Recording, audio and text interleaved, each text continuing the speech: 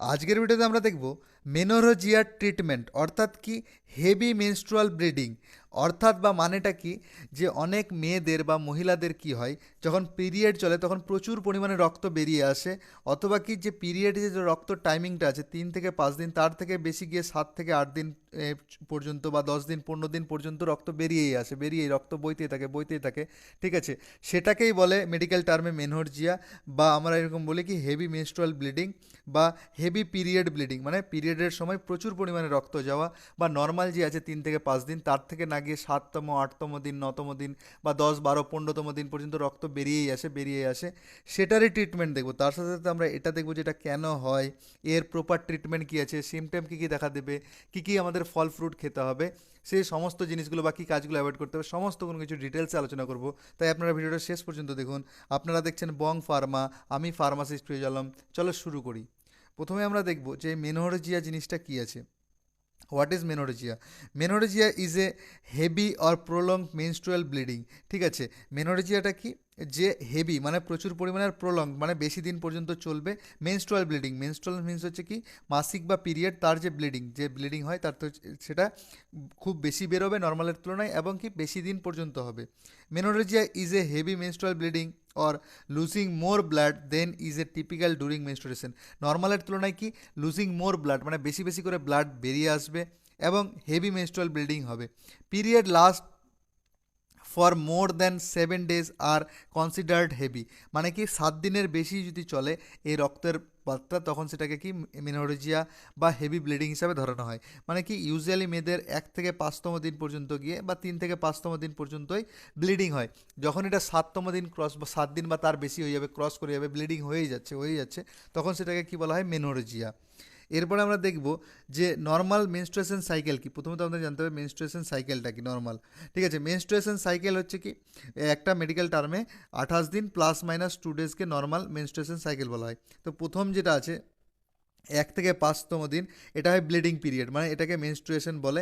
ঠিক আছে, তারপরে হয় কি 6 থেকে 14তম দিন ফলিকিউলার ফেজ, তারপরে হচ্ছে কি 15 থেকে 19তম দিনকে ওভিলেশন ফেজ বলা হয়, তারপরে হচ্ছে 20 থেকে 28তম দিন হচ্ছে লিউটিয়াল ফেজ। তো এই যে 1 থেকে 5তম দিন আছে এটা হচ্ছে মেনস্ট্রুয়েশন মানে ব্লিডিং পিরিয়ড। এই সময় কি মহিলাদের যৌনাঙ্গ থেকে ব্লিডিং বেরিয়ে আসে, ঠিক আছে, কিছু রক্ত বেরিয়ে পড়ে, প্রতি মাসে এটা হয়, এই সাইকেলটা চলে। এই যে 1 থেকে 5তম দিন আছে এখানে কি হবে, হয় প্রচুর পরিমাণে রক্ত বের হবে, ঠিক আছে, অথবা কি এই 5তম দিনটা বেড়ে গিয়ে 7তম 8তম 9তম এরকম দিন পর্যন্ত যখন চলে যাবে, ঠিক আছে, 7-এর বেশি দিন পর্যন্ত রক্ত বেরিয়ে আসবে বা রক্ত বইতে থাকবে, তখন সেটাকে কি বলি আমরা মেনোরেজিয়া। এরপরে আমরা দেখব কজেস অফ মেনোরেজিয়া, মেনোরেজিয়া কেন হয়, ঠিক আছে, কারণ কি আছে। প্রথম যেটা কারণ আছে সেটা হচ্ছে কি ওভিলেটরি ডিসফাংশনস, ব্লিডিং ডিসঅর্ডার, ঠিক আছে, ইউটেরিন অ্যাডেনোমাইসিস, পিআইডি মানে হচ্ছে pelvic inflammatory disease, uterine fibrosis, uterine polyps, cervical cancer, endometrial cancer, অথবা কিছু কিছু মেডিসিনের সাইড ইফেক্ট হিসাবেও দেখা যায়, যেরকম কি অ্যান্টিকগুলেন্টস যেগুলো ড্রাগ আছে মানে ব্লাড থিনার যেগুলো মানে ব্লাড পাতলা করে সেই ড্রাগগুলি দিকেও নিতে থাকে, অ্যাসপিরিন, ওয়ারফেরিন, হেপারিন, ফিস অয়েল, কিছু স্টেরয়েড হরমোনস আছে, ঠিক আছে, মেডক্সি প্রোজেস্ট্রন, কিছু আছে কেমোথেরাপিটিক এজেন্ট যেগুলো কি প্যাকলিক্সটেক্সেল, প্ল্যাটিনেটল, ঠিক আছে, তারপরে ইন্ট্রা ইউটেরিন কিছু ডিভাইস আছে যেরকম কি কপার-টি 380A অথবা প্যারাগ্রাড, ঠিক আছে, এছাড়াও কি অ্যান্ড্রোমেট্রিওসিস, ঠিক আছে, pelvic inflammatory disease, polyps, hormonal imbalance, uterine fibroids, adenomyosis, এগুলোর ক্ষেত্রে কি হয় এই মেনোরেজিয়াটা হয়ে থাকে।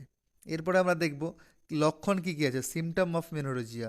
ঠিক আছে, মেনোরেজিয়ার সিমটম মেনলি যেটা বললাম আমি যে একদিনে মিনিমাম কি 5টা বা তার বেশি প্যাড ইউজ হচ্ছে, ঠিক আছে, মেয়েরা প্যাড ইউজ করে সাধারণত, ঠিক আছে, হলে পিরিয়ড বা মাসিক হলে মেনস্ট্রুয়েশন হলে প্যাড ব্যবহার করে, প্যাড যদি একদিনে 5টা বা তার বেশি ইউজ হচ্ছে তাহলে সেটা আমাকে লক্ষ্য রাখতে হবে। ব্লিডিং 7 বা তার বেশি দিন হচ্ছে, ঠিক আছে, 7 থেকে 8তম দিন 9তম দিন 7 দিনের বেশি ব্লিডিং হচ্ছে, ব্লিডিং এবং স্পটিং বিটুইন পিরিয়ডস, দুটো পিরিয়ডের মাঝে এমনি ব্লিডিং যখন তখন হয়ে যাচ্ছে, ঠিক আছে, 15তম দিনে একটু করে ব্লিডিং হচ্ছে, সিভিয়ার লোয়ার অ্যাবডোমিনাল পেন অথবা বডি এক, এছাড়াও কি ডিজিনেস, ফ্যান্টিং, এক্সট্রিম উইকনেস, ব্রিথলেসনেস, ঠিক আছে, pelvic burning, Nazia or mental fog during prolong bleeding. এছাড়াও কী হয় এক্সেসিভ এবং প্রলং ব্লিডিং, এটা তো আছেই, যেটা বললাম যে আমরা কি প্রচুর পরিমাণে এবং কি বেশ কিছুদিন ধরে ব্লাড ক্ষরণ হতেই থাকবে বা ব্লাড বয়ে যাবে, ঠিক আছে, ব্লাড বেরিয়ে আসবে, ব্যাকে কোমর ব্যথা করবে, ঠিক আছে, লার্জ ব্লাড ক্লট, প্রচুর পরিমাণে মোটা মোটা লার্জ মানে বড় বড় করে ব্লাড ক্লট হবে, ঠিক আছে। আর অ্যানেমিয়া সিমটম দেখা দিতে পারে। অ্যানেমিয়া মিনস হচ্ছে কি ব্লাডে, শরীরে রক্তের অভাব, যেহেতু রক্ত বেরিয়েছে তাহলে রক্তের অভাব হতে পারে। এরপরে আমরা কি দেখব, ট্রিটমেন্ট দেখব। তো ট্রিটমেন্ট প্রথমত আমাদের ফর ব্লিডিংয়ের জন্য, ব্লিডিং কন্ট্রোল করার জন্য যে মেডিসিনটা আমাদের দিতে হবে সেটা হচ্ছে কি ট্রানজামিক অ্যাসিড, ঠিক আছে। ট্রানজামিক অ্যাসিড যেটা পজ 500 নামে পাওয়া যায়, বাকি ট্রেনেক্সা নামে পাওয়া যায়। এছাড়াও কি ইউজ করতে পারি, অথবা আমরা ইউজ করতে পারি ইথামসাইলেট। ইথামসাইলেটের পপুলার ব্র্যান্ড নেম কি ইথামসি বা এথিসিল নামে পাওয়া যায়, বা একলট নামে পাওয়া যায়। অথবা কি দুটোরই কম্পোজিশন যেটা পাওয়া যায়, ট্রানজামিক অ্যাসিড 250 mg এবং ইথামসাইলেট 250 mg পাওয়া যায়, যেটা কি ট্র্যাপিকি নামে পাওয়া যায়, ঠিক আছে, ইটেক্সটি নামে পাওয়া যায়, বা ইথিসিল এম নামে পাওয়া যায়, ইটোসিস নামে পাওয়া যায়। এই ট্যাবলেটগুলো কী করতে পারি, আমরা ইউজ করতে পারি বিডিপিসি হিসাবে, ঠিক আছে। বিডি মানে হচ্ছে দিনে 2বার করে, পিসি মানে হচ্ছে খাওয়ার পরে, এবং এটা 3 থেকে 5 দিনের জন্য সাধারণত দেওয়া হয়। যদি কোনো 15 বছরের নিচের কোনো মেয়ে থাকে তাহলে সেটাকে 250 mg রেকমেন্ড করা হয়। এখানে যে 3টে ড্রাগ বললাম, এই 3টের মধ্যে যে কোনো একটা দিলেই হবে, ঠিক আছে।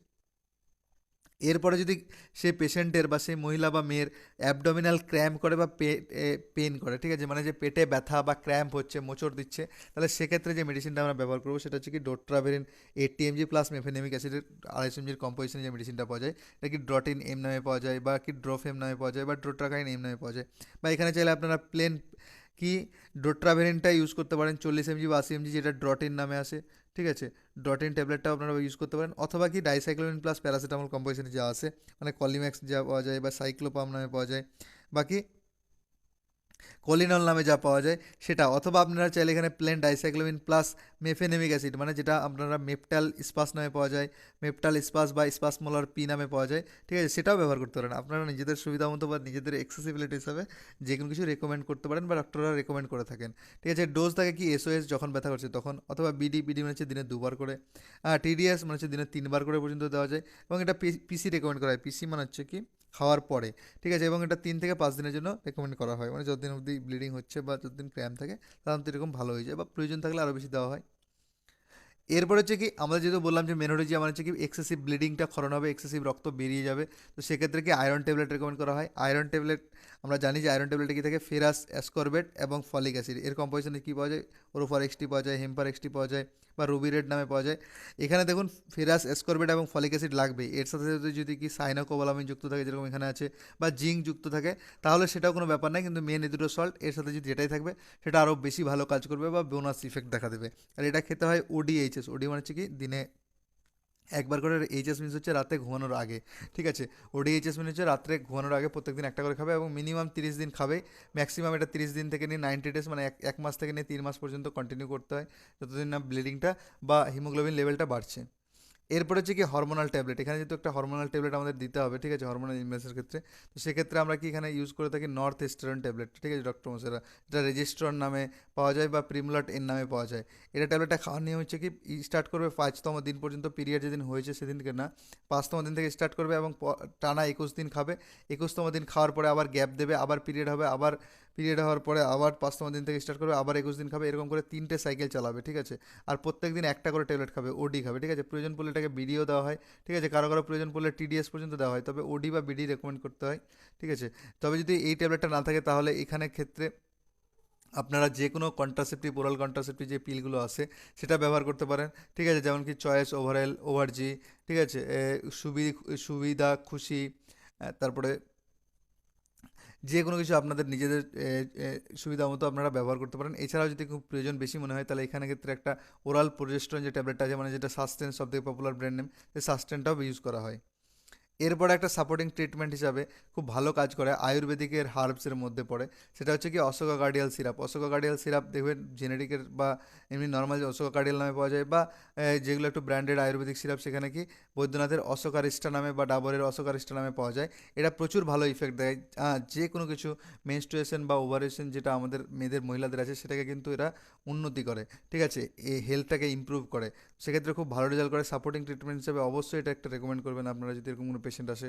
তো সেটার খাওয়ার নিয়ম হচ্ছে কি 10 ml করে বিডি, মানে 10 ml করে বিডি মানে হচ্ছে দিনে 2বার করে, ঠিক আছে, সকালে আর রাত্রে। এরপরে সাপোর্টিং হিসাবে অবশ্যই দিতে হবে যে ব্লিডিং যদি চলে যায় তাহলে পেশেন্ট অবশ্যই উইক হয়ে পড়বে, যদি বলে আমার দুর্বল দুর্বল লাগছে বা ডিজিনেস হচ্ছে তাহলে পেশেন্টকে অবশ্যই মাল্টিভিটামিন রেকমেন্ড করতে হবে। মাল্টিভিটামিন আপনারা A to Z নামে পেয়ে যাবেন, ভিটোটাল নামে পেয়ে যাবেন বাজারে, ভিভোর নামে পেয়ে যাবেন, জিঙ্কোভিট নামে পেয়ে যাবেন, এছাড়াও বিভিন্ন ব্র্যান্ড নামে পাওয়া যায়, আমি শুধু এগুলো রেফারেন্স পারপাসে বলি। ঠিক আছে, আপনারা চাইলে জেনেরিকও ব্যবহার করতে পারেন। এখানে মাল্টিভিটামিন সিরাপের বদলে আপনারা চাইলে ক্যাপসুলও রেকমেন্ড করতে পারেন। ঠিক আছে, ক্যাপসুলটা তবে কী হবে, ODHS মানে রাতে একবার করে, ঠিক আছে, রাতে ঘুমানোর আগে একবার করে। আর যদি সিরাপ রেকমেন্ড করেন তাহলে 10 ml করে দিনে 2বার, ঠিক আছে, সকালে একবার রাতে একবার। এরপরে অবশ্যই কি, যেহেতু আমরা একটা এখানে যেখানে পেট ব্যথার ক্র্যাম্পের জন্য ওষুধ দিচ্ছি এবং ট্রানজামিক অ্যাসিড দিচ্ছি, তাহলে অবশ্যই আমাদের একটা অ্যান্টাসিড PPI গ্রুপে রেকমেন্ড করতে হবে। ঠিক আছে, এখানে আমি প্যান্টোপ্রাজল 40 mg নিয়েছি, যেটা আপনারা প্যান্ট 40, প্যান্টোসিড 40 বা প্যান্টপ 40, এছাড়াও প্যান্টোডেক 40, প্যান্টাকাইন 40, প্যান্টিন 40 এসব নামে পাওয়া যায়। ঠিক আছে, এছাড়া আপনাদের কাছে যদি প্যান্ট 40 না থাকে, প্যান্টোপ্রাজল 40 দিন, তাহলে সেক্ষেত্রে অমেপ্রাজল, র্যাবেপ্রাজল, ইসেমেপ্রাজল যে কোনো কিছু যদি না থাকে তাহলে কি র্যানিটিডিন, ফেমোটিডিন যে কোনো কিছু আপনারা যে কোনো অ্যান্টাসিড রেকমেন্ড করলেই হলো। ঠিক আছে, যদি আপনারা ওই মানে পেট ক্র্যাম্পের জন্য, অ্যাবডোমিনাল ক্র্যাম্পের জন্য যদি মেডিসিন দিতে থাকেন অবশ্যই তাহলে তার সাথে একটা আমাদের অ্যান্টাসিড দিতে হয়। এরপরে আমরা কি দেখব, যদি কোনো গাইনোকোলজিস্ট ডক্টরের কাছে যদি কেউ যেত মেনোরেজিয়ার ট্রিটমেন্টের জন্য, তাহলে তার প্রেসক্রিপশনে কী কী ওষুধ লেখা থাকতো। তো প্রথমত বললাম ব্লিডিং কন্ট্রোল করার জন্য ট্রানজামিক অ্যাসিড 500 mg যেটা আছে, মানে পজ 500, সেটা কি BDPC করে 3 থেকে 5 দিনের জন্য রেকমেন্ড করতো। ঠিক আছে, এরপরে পেটের ক্র্যাম্পের জন্য যদি পেট ক্র্যাম্পে করে তাহলে কি ডোট্রাভেরিন 80 mg, যেটা কি ডটিন নামে পাওয়া যায় আমাদের, সেটা লেখা থাকতো। সেটা কি SOS মানে যখন প্রয়োজন তখন, অথবা কি BD, অথবা BD মানে 2বার বা TDS 3বার করে পর্যন্ত খাওয়ার পর রেকমেন্ড করতো, এটাও 3 থেকে 5 দিনের জন্য। এরপরে কি বললাম, যেহেতু ব্লিডিং বেশি হয়েছে তাহলে আয়রনের কম হবে, আয়রনের কম হলে কি আমাদের একটা আয়রন ট্যাবলেট দিতেই হবে। সেখানে মানে কি ফেসওয়াশ, অ্যাসকর্বেট অ্যান্ড ফলিক অ্যাসিডের কম্পোজিশনে যে ট্যাবলেটটা পাওয়া যায়, যেটা কি বললাম ওরোফার XT, হ্যাম্পার XT নামে যেটা পাওয়া যায়, সেটা ODHS, ওডি মানে হচ্ছে দিনে একবার করে, আর HS মানে হচ্ছে রাত্রে ঘুমানোর আগে। এরপরে যেটা বললাম একটা হরমোনাল ট্যাবলেট দিতে হবে, সেটা হচ্ছে কি নর্থ ইস্টার্ন 5 mg ট্যাবলেটটা। এটাকে দিনে একবার বা 2বার করে 3টে সাইকেল পর্যন্ত খাবে, মানে 21 দিন খাবে, তারপরে আবার 7 দিনের গ্যাপ দেবে, আবার 21 দিন খাবে, আবার 7 দিনের গ্যাপ দেবে, আবার 21 দিন খাবে, এই করে 3টে সাইকেল মিনিমাম কমপ্লিট করবে। এরপরে অবশ্যই কি বললাম সাপোর্টিং ট্রিটমেন্ট হিসাবে একটা আয়ুর্বেদিকের সিরাপ পাওয়া যায়, অশোক কার্ডিয়াল সিরাপ, এটা কি 10 ml করে দিনে 2বার করে খাবে, BD করে খাবে। এবং তার সাথে সাথে একটা মাল্টিভিটামিন সিরাপ দেবে, মাল্টিভিটামিন সিরাপ বা ক্যাপসুল যে কোনো কিছু দাও। ক্যাপসুল দিলে ODHS, আর যদি সিরাপ রেকমেন্ড করো মাল্টিভিটামিন, তাহলে 10 ml করে দিনে 2বার, BD মানে হচ্ছে দিনে 2বার করে। যদি প্রয়োজন মনে হয় দুর্বল দুর্বল লাগছে তাহলে অবশ্যই রেকমেন্ড করবে। আর কি বললাম, যেহেতু যদি এই দুটো ডোট্রাভেরিন আর ট্রানজামিক অ্যাসিড চলে তাহলে অবশ্যই একটা আমরা PPI রেকমেন্ড করবো, মানে প্যান 40 বা ওমেজ যে কোনো কিছু নিজেদের সুবিধা মতো আমরা রেকমেন্ড করব। এই ছিল তোমাদের পুরো ট্রিটমেন্ট। আমি বারবার বলে থাকি আমার এই ভিডিওগুলো শুধুমাত্র ইনফরমেশন এবং নলেজ পারপাসের জন্য, মেডিকেল ফিল্ডের লোকদের জন্য। আমার এই ভিডিও দেখে কেউ কোনো মোটিভেট হয়ে সেলফ মেডিকেশন করতে যাবেন না, সর্বদাই ডাক্তার এবং ফার্মাসিস্টের পরামর্শতে ওষুধ নেবেন। যদি আপনার এই যে পিডিএফগুলো দেখে পড়াচ্ছি এই পিডিএফগুলো নেওয়ার ইচ্ছা হয় তাহলে আমাকে এই হোয়াটসঅ্যাপ নাম্বারে নিতে চান যে আমি পিডিএফ নিতে চাই, অবশ্যই পিডিএফগুলো পেড ভার্সনে, অর্থাৎ আপনাকে টাকা পেমেন্ট করে নিতে হবে। যদি আপনি চান যে আমাদের এই ক্লাসগুলো অনলাইনে করতে চান, মানে লাইভ ক্লাস করতে চান, তাহলে অবশ্যই আমার সাথে এই হোয়াটসঅ্যাপ নাম্বারে যোগাযোগ করতে পারেন। এই ক্লাসগুলোয় আমরা আরও ডিপলিভাবে ডিটেলসে পড়াই, ঠিক আছে, ক্লাসে, অনলাইনে ক্লাসের মাধ্যমে। তো সেটা যদি আপনার চান তো জয়েন করতে পারেন। এছাড়াও আপনি যে কোনো সমস্যার জন্য আমাকে এই হোয়াটসঅ্যাপ নাম্বারে টেক্সট করতে পারেন, আমি আমার সাধ্যমতো লোকদের হেল্প করে থাকি বা আপনাদের সেবায় উপস্থিত আছি। যদি আপনার ভিডিওটা ভালো লেগে থাকে তাহলে অবশ্যই আপনি একটা ভিডিওটাতে লাইক দিয়ে যাবেন। যদি কিছু জানার ইচ্ছা থাকে বা আপনি কিছু ছেড়ে থাকি তাহলে অবশ্যই কমেন্টের মাধ্যমে জানাবেন আপনার মতামত। যদি ভিডিওটা কারো প্রয়োজন মনে হয় তাহলে অবশ্যই তার সাথে শেয়ার করবেন। এবং আপনি আগামী দিনেও এমন মেডিকেল রিলেটেড ভিডিও পেতে চান তাহলে অবশ্যই আমার চ্যানেলটাকে সাবস্ক্রাইব করবেন।